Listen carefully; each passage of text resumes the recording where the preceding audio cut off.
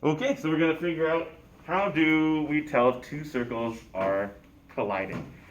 So the main pieces of information that you're going to need are going to be the radii of the two circles.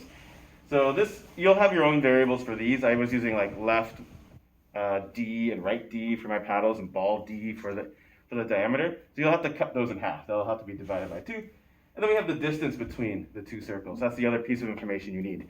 And you can just find that with the dist function, right? The dist function we've been using for seeing if like your mouse is within a certain distance of a circle, for example.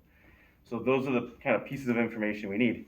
So basically, I mean, you can just look at this and be like, oh yeah, those circles aren't colliding.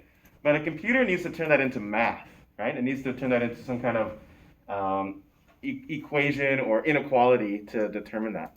So if you were to look at this and think about what are our numbers, these kind of 3 numbers here, how can we put that into some kind of statement to figure out, what is going on? So basically what we're going to do is just compare the distance between the circles to the sum of the radii of the two circles. So if I was to take this radii and just kind of rotate it down so that it was lining up with this line here. And this is just a visual, we're not going to rotate anything.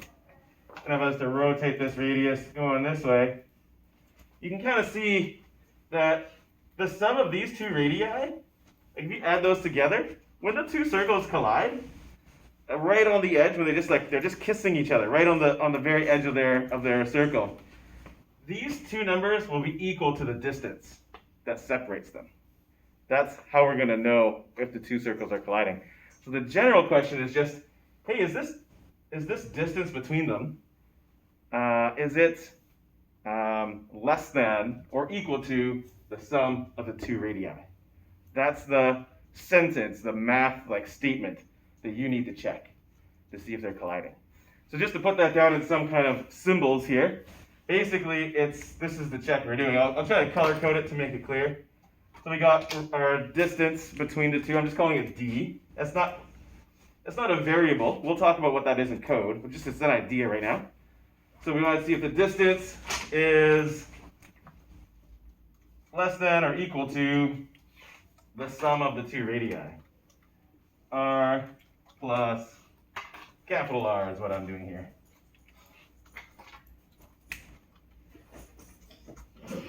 There we go. That's our formula right here to see if two circles are colliding. Is there any questions on this formula and what it means? Totally good time to ask questions. Is it clear? Does it make sense? Yeah? Great. So that's our statement. So we've turned a problem, like our two circles colliding, into an inequality. So now computers can actually solve this problem, and they can do it frighteningly fast. Now this can be an if statement, right? We can stick this inside of an if statement. You can say, if that's true, then, do something. And the something that we're going to do is going to be, for now, just like multiplying the Vx by -1. We're just going to make it go the opposite way. So another lesson, we'll take a look at what is the way to bounce the ball in the correct direction. But for now, you could just say something like Vx equals Vx times -1, just to make it bounce. But the last thing I want to talk about is, what are these different components? Like, what do those look like in code? So first of all, we have the distance. So the distance, that's just the dist function. So I'm just gonna, I don't know where to put it. I'll put it over here. I think that's still in the video. Yep. Hi, everybody at home. So basically, distance is going to be the dist function. So it's going to be the distance between the centers of the circle. So what are the centers of the circle? I mean, you'll have to look at your variables and see what they are. For us, it's going to be a paddle and a ball, right? So I'll put, let's just call this these coordinates here. Let's call them px and py for we'll say that's the paddle, and we'll say this is bx and by for the ball. That's not what the actual names are. I'm not sure what they are off the top of my head, but you can find out what they are. So we want to check the distance between those two numbers, right? Those sets of numbers. So paddle x and paddles y and the balls x and the balls oops, that's not B. And the ball's Y. That right there is what the distance is, right? So you can substitute that in for the distance. What is your radius of your various circles? So the radius for the paddle is just going to be whatever your paddle's diameter is divided by 2. So you can just stick that in here.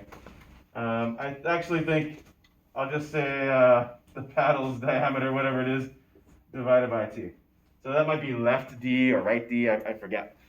And then last but not least, you're going to have the other radius, same idea. It's just going to be, like in this case, so I guess it'll be the ball's diameter divided by 2. So you can take each of those pieces of code and sub it into this statement, and then you're going to get a much larger if statement, right? Like just putting dist in there is going to be like, it's going to expand it out.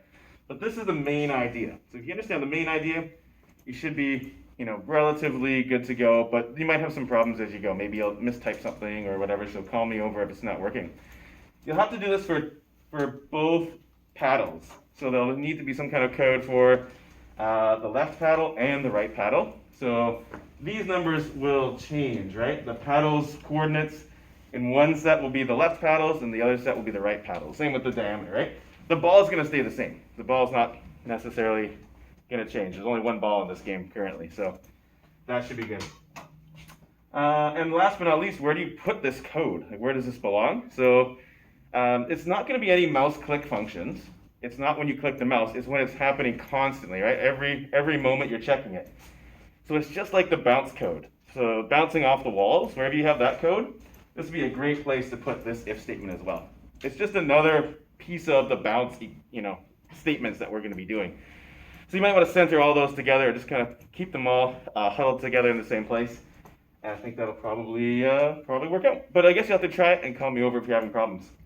Any questions before we get going with that? No? It makes sense?